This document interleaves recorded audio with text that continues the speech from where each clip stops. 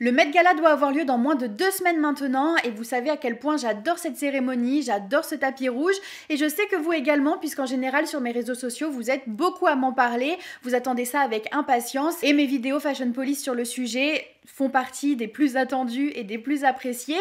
Donc cette année j'ai décidé d'aller un petit peu plus loin et de vous proposer vraiment une vidéo par jour pendant un mois sur Instagram. Donc ça a déjà commencé, je reviens sur plein d'anecdotes mode liées au Met Gala, je vais vous parler de l'histoire du Met Gala, on va revenir sur le thème, je vais revenir également sur certaines tenues emblématiques qui ont marqué le tapis rouge par le passé. Donc si jamais ça vous intéresse, n'hésitez pas à aller me suivre, c'est juste un petit clic pour vous et moi ça peut vraiment me soutenir, donc vraiment n'hésitez pas à me rejoindre. Et je vais également sur YouTube vous proposer un peu plus de vidéos et ça commence par celle-ci. Je me suis dit quoi de mieux pour parler du Met Gala que vous expliquer son histoire, d'où ça vient, d'où ça commence, puisque je vous dis souvent que le Met Gala est un gala de charité qui marque le coup d'envoi de l'exposition annuelle du Costume Institute, mais finalement vous ne savez peut-être pas d'où cette cérémonie vient, comment elle a été créée, quand, pourquoi, comment elle est devenue si connue. Donc je vais vous expliquer tout ça dans cette vidéo. Pour bien comprendre ce qu'est le Met Gala, il faut d'abord bien comprendre ce qu'est le Costume Institute. Déjà à la base, le Costume Institute ne s'appelait pas le Costume Institute, il s'agissait du musée de l'art du costume créé en 1937 par Irene Lewison, qui était une personnalité plutôt reconnue dans le milieu du théâtre. Elle avait une école de théâtre et elle avait travaillé pour Broadway par exemple, et durant toute sa carrière, elle avait réussi à garder pas mal de choses autour de l'art du théâtre, autant de la scénographie, du décor que du costume, et c'est pour cette raison qu'elle avait décidé d'ouvrir une sorte de bibliothèque de référence du costume. Donc elle avait fait un espace dédié à ça au niveau de la 5e avenue à New York, et c'est seulement 10 ans plus tard, en 1946, que ce musée de l'art du costume a fusionné avec le Met, donc avec le Metropolitan Museum of Art. Ils se sont installés au niveau du premier étage, et c'est seulement à ce moment-là qu'ils ont changé le nom, puisqu'on ne pouvait pas avoir le musée de l'art du costume dans le Metropolitan Museum of Art, ça faisait un peu redondant, donc ils ont décidé de le renommer le Costume Institute, et c'est devenu un département au sein du Metropolitan Museum of Art. Je rappelle tout de même que le Met est l'un des plus grands musées d'art des États-Unis, donc c'est quand même une grande opportunité. Seulement, petit problème, la mode est plutôt boudée du monde de l'art. Il y a tout un débat encore aujourd'hui autour du fait que la mode soit un art ou pas. Les designers ne sont même pas forcément d'accord sur la question, mais dans tous les cas, même si on estime que c'est un art, c'est considéré comme un art secondaire, et donc le Metropolitan Museum of Art a accueilli ce Costume Institute, mais avec la condition qu'il devait s'autofinancer, et encore aujourd'hui, c'est le seul département du musée à s'autofinancer. Donc bon, il a quand même fallu trouver des solutions, et c'est donc en 1948, 2 ans plus tard, que le Costume Institute a fait appel à Eleanor Lambert, qui était une publiciste de mode très reconnue. En résumé, c'était une sorte d'Anna Wintour de son époque, et c'est elle qui a eu l'idée de proposer une soirée caritative pour récolter des fonds pour le bon fonctionnement du Costume Institute. Donc vous l'avez compris, il s'agit plus ou moins du premier Met Gala. Alors bien évidemment, ça n'avait rien à voir avec ce qu'on connaît aujourd'hui, il s'agissait plutôt d'un dîner mondain auquel la haute société new-yorkaise était invitée. Il y avait également quelques personnalités de l'industrie de la mode, mais pas forcément des personnalités connues du grand public.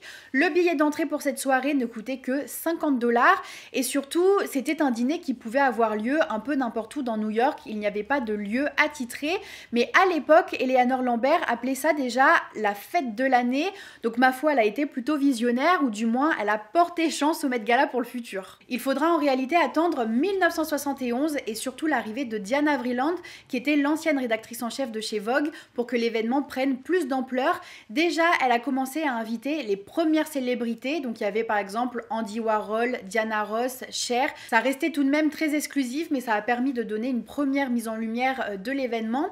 Et également, pour la première fois, le Met Gala a eu lieu dans le Metropolitan Museum of Art. Mais surtout, le gros changement, c'est l'introduction des expositions à thème. Chaque année, le Costume Institute propose une exposition au Metropolitan Museum of Art qui dure entre plusieurs semaines et plusieurs mois selon les années. donné et cette exposition a un thème donné et Diana Vreeland a proposé que le Met Gala ait un dress code imposé qui résonne avec le thème de l'exposition et c'est hyper cohérent sachant que le Met Gala, la soirée du Met Gala, lance le coup d'envoi de l'exposition annuelle du Costume Institute. Donc c'est vraiment la soirée qui annonce un peu le début de cette exposition. Pour votre culture G, le tout premier thème donc en 1971, c'était gravure de mode, non pas au sens littéral mais bien au sens figuré. Ça fait référence vraiment à l'expression c'est une gravure de mode pour dire d'une personne qu'elle a un style vraiment très pointu, qu'elle est très à la mode. Donc les invités devaient venir avec des tendances un peu actuelles, ce qui se faisait actuellement, etc. Donc c'était plutôt un très bon thème. Bien évidemment, au départ, c'était assez timide. Il y avait certes les premières célébrités, etc. Mais le temps que vraiment ça se fasse un nom, que ça se fasse une renommée, voilà, les tout premiers Met Gala, c'est pas forcément ceux dont on parle le plus, mais quand même c'est arrivé assez vite puisque dès 1974, l'exposition portait sur les designs hollywoodiens romantiques et glamour. Donc les invités devaient rendre hommage à l'esthétique du vieil Hollywood et on a quand même Cher qui est venu dans cette robe Bob Mackie qui, à mes yeux, est l'une des premières silhouettes vraiment emblématiques du Met Gala, la première silhouette qui a pu un peu changer la donne et pour moi, Cher est l'une des personnalités qui a ouvert la voie justement aux autres célébrités. C'est un peu elle qui a montré que les célébrités, même hors milieu de la mode, pouvait être légitime sur ce genre de tapis rouge et je pense qu'on lui doit un peu aussi le Met Gala qu'on connaît actuellement. Et on peut totalement aussi parler du fait qu'elle soit vraiment en duo avec Bob Mackie, elle porte sa silhouette et le créateur était présent et c'est quelque chose qu'on va retrouver au fur et à mesure du temps sur le tapis rouge, d'avoir le designer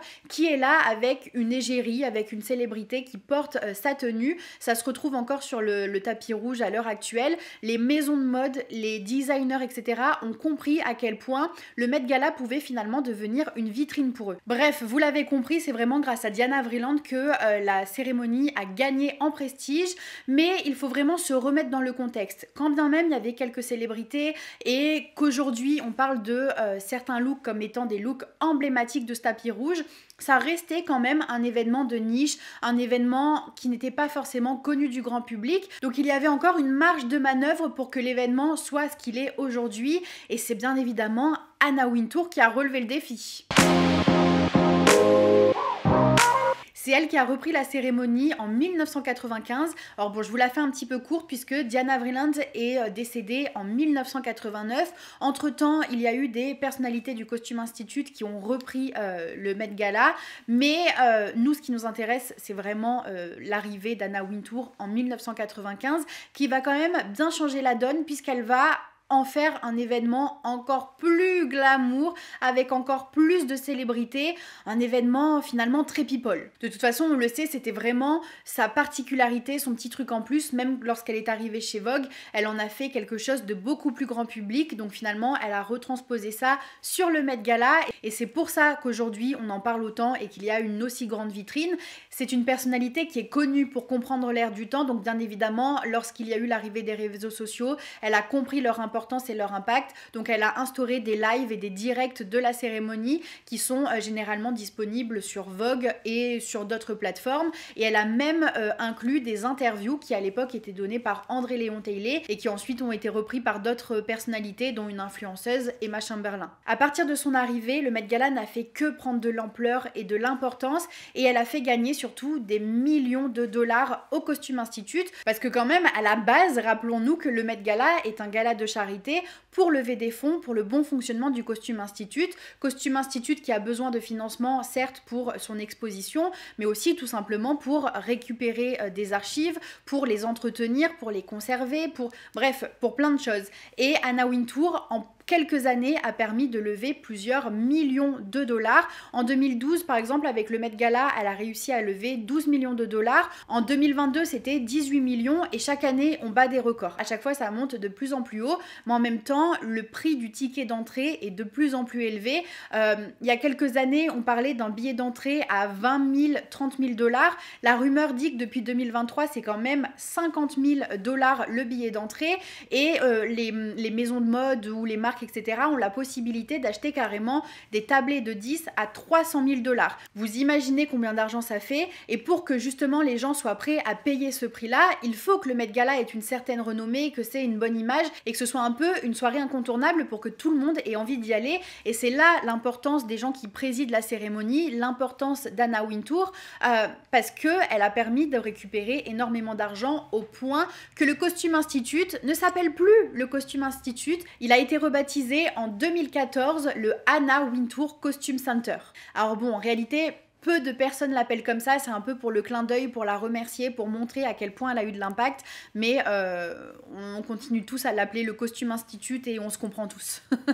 Et avec tout cet argent récolté, le Costume Institute n'a eu de cesse de se développer. Ils ont pu fusionner avec le Brooklyn Center, ce qui leur a permis de devenir l'une des plus grandes archives de costumes au monde. Et depuis 2015-2016, c'est Andrew Bolton qui en est le conservateur en chef. C'est un peu grâce à lui qu'on doit toutes ces belles expositions. Et avec Anna Wintour, ils forment un super bon duo pour que le Met Gala soit ce qu'il est aujourd'hui. Et d'ailleurs, qu'est-ce que le Met Gala aujourd'hui ? Si vous êtes sur cette vidéo, c'est que très certainement vous avez déjà entendu parler de près ou de loin du Met Gala, puisque c'est devenu la cérémonie mode par excellence. C'est une cérémonie qui est très attendue, qui est très suivie, et aussi les thèmes n'ont jamais été autant pris au sérieux. Alors, je sais qu'on râle souvent que tous les invités ne jouent pas forcément le jeu, mais en réalité, lorsqu'on regarde le tapis rouge, quand même, il y a eu une vraie évolution, notamment depuis 2015, et cette tenue qu'a portée Rihanna, je vous en reparlerai un peu plus en profondeur dans une autre vidéo, mais on peut dire que les maisons de mode, les designers et les invités ont quand même compris l'importance de suivre le thème, là où à l'époque c'était un petit dress code comme ça, chacun faisait un petit clin d'œil à l'exposition, mais là maintenant c'est vraiment une cérémonie qu'on regarde, c'est un tapis rouge qu'on regarde pour juger les tenues. Là où par exemple pour le festival de Cannes, pour les Grammys, etc., il y a toujours ce truc de, certes il y a le jeu des tapis rouges, les célébrités jouent le jeu du tapis rouge, mais les célébrités ne sont pas là pour ça, donc en gros on peut pas leur en vouloir si leurs tenues sont un peu bidons, alors que sur le Met Gala c'est censé être la crème de la crème niveau mode, c'est l'un des seuls tapis rouges que l'on regarde dans l'optique d'avoir une vraie proposition mode, de savoir comment les maisons de mode et les célébrités vont répondre à un thème donné. Et aucun autre tapis rouge ne suscite un tel intérêt, et ça les maisons de mode l'ont très bien compris, et elles jouent donc le jeu à 100%, souvent en faisant des tenues expressément pour le tapis rouge du Met Gala. Et c'est quand même assez inédit, étant donné que le tapis rouge, la montée du tapis rouge ne dure seulement que quelques secondes, quelques minutes, et la silhouette vue sur le Met Gala peut parfois avoir encore plus d'impact qu'un défilé entier. C'est pas pour rien par exemple que lorsque John Galliano est devenu le directeur artistique de Dior, la première silhouette qu'il a fait pour la maison, c'est la silhouette qu'il a fait porter à Lady Di sur le tapis rouge de 1996, et c'est d'ailleurs pour ça que généralement les maisons de mode font carrément une vidéo presque documentaire sur la création des tenues. Elles choisissent en général une ou plusieurs égéries et elles proposent des vidéos où on comprend comment elles ont confectionné la robe, quelles sont les inspirations de départ, quelles sont les références, comment ils ont voulu répondre au thème, etc.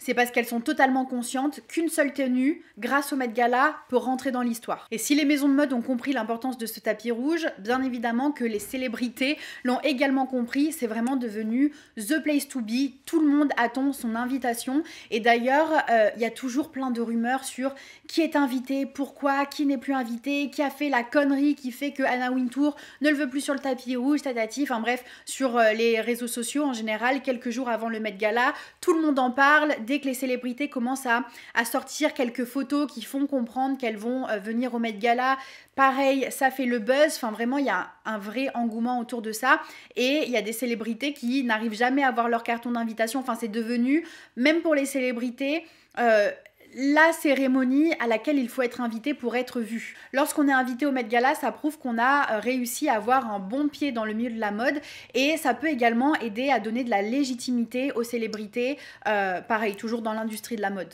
Et je sais pas si vous l'avez remarqué, mais il y a presque un peu une compétition de qui va être la célébrité la plus attendue, qui va être l'icône de mode sur le tapis rouge. Et si vous regardez les tapis rouges là sur ces dernières années, la personnalité qui clôture le tapis rouge a vraiment de l'importance. Pendant plusieurs années, ça a été Beyoncé. Ensuite, elle s'est fait détrôner par Rihanna. Et à l'heure actuelle, c'est toujours Rihanna qui fait la clôture de ce tapis rouge. Il y a juste eu une année où elle n'était pas là et ça a été Kim Kardashian dans la robe de Marilyn Monroe qui avait fait un buzz interplanétaire, je vous rappelle. On en reparlera encore une fois dans une petite vidéo sur Instagram, n'hésitez pas à me rejoindre. Mais sinon, c'est vraiment Rihanna et elle est tellement devenue une figure marquante du Met Gala qu'elle se permet même d'être très en retard, très en retard. Cette année, le Met Gala va se dérouler le 6 mai, donc comme je vous le disais, dans moins de 2 semaines. N'hésitez pas à vous abonner pour suivre tout ça et me suivre sur Instagram. Vous inquiétez pas, à la montée des marches, etc., on va suivre l'arrivée de tout le monde, on va suivre tous les looks, je vais vous donner les références et tout, donc vous inquiétez pas, je serai au taquet. Et dans d'autres vidéos, je vais vraiment vous expliquer le thème de l'exposition, le thème du dress code, vous dire concrètement ce qu'on attend, ce qu'on veut, ce qu'il faut pas faire et tout ça, mais juste pour vous le rappeler, le thème de l'exposition cette année, c'est Sleeping Beauty, enfin je vais vous le faire en français, les beautés endormies, réveiller la mode. Et pour le dress code, ça change un peu, en général c'est pour faciliter la recherche de tenues aux célébrités, c'est les jardins du temps. Donc ça vous dit peut-être rien du tout, c'est peut-être très flou pour vous, mais je vous expliquerai tout. On ne sait pas exactement qui il va y avoir, mais une chose est sûre, c'est qu'il va y avoir Bad Bunny, Zendaya, J.Lo et également Chris Hemsworth, étant donné qu'ils sont les coprésidents. C'est eux qui ouvrent la cérémonie, ils vont arriver dans les premiers. Généralement, ils ont un droit de regard, on va dire, sur l'exposition, sur les invités, sur comment va se dérouler la cérémonie, le dîner, le gala de charité, etc. Donc c'est pour ça, chaque année, il y en a quelques-uns qui sont nommés. Et là, cette année, c'est Bad Bunny, Zendaya, Chris Hemsworth et J.Lo. Donc on est sûr qu'ils seront là. Pour le reste, on va suivre tout ça sur les réseaux sociaux, on va voir qui donne des indices, qui va venir, en quelle silhouette. On va même faire sûrement des prédictions pour voir un peu ce qu'on a envie de voir. Donc bref, vous l'avez compris, la série de vidéos sur le Met Gala est officiellement lancée. Je vous rappelle que vous pouvez venir me suivre sur Instagram, également sur TikTok. Je vous les poste aussi si c'est une plateforme que vous préférez. Vous pouvez vous abonner à la chaîne et moi je vous dis à très vite pour une prochaine vidéo. Toujours sur le thème du Met Gala.